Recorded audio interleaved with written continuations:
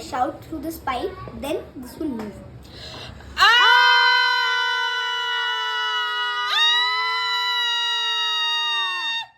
Okay, did you see it moved? But it doesn't move because the particles are too joined. So we need to spread them like this. Now they are fully spread. Now let us try again.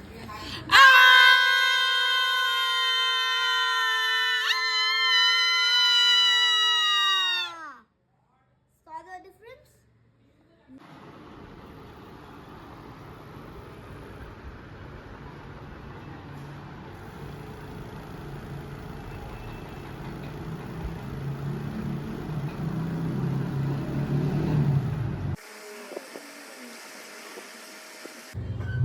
चलो कर